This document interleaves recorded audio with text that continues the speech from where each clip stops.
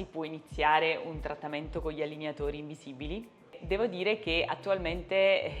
non c'è quasi età per iniziare un trattamento con gli allineatori invisibili. Il sistema che noi utilizziamo, quindi l'azienda che ha coniato il nome, il leader nel settore, ci permette davvero di iniziare il trattamento già da quando parliamo di trattamento intercettivo, quindi nei bambini a partire dai 5-6 anni. Devo dire che ero un po' scettica nella collaborazione soprattutto dei bambini in un'età così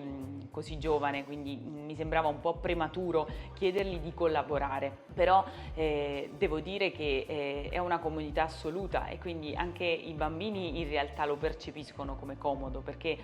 invece di utilizzare per esempio un espansore tradizionale, quindi il classico ferretto che va sotto il palato, che ingombra e quindi non ci permette di pronunciare bene tutte le lettere, tutte le parole, quindi i bambini che a scuola non riescono a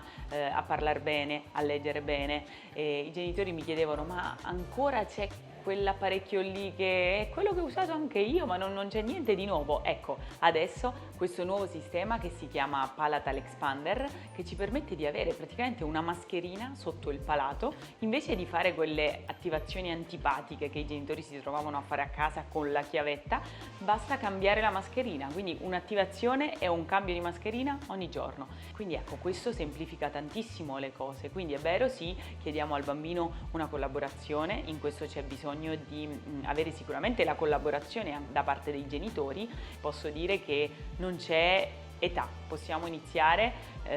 sin dai bambini a partire dai 5 anni e così passare poi anche a tutto il mondo degli adulti e delle persone più mature. Vuoi sapere se gli allineatori invisibili sono adatti a tuo figlio? Non esitare a contattarci.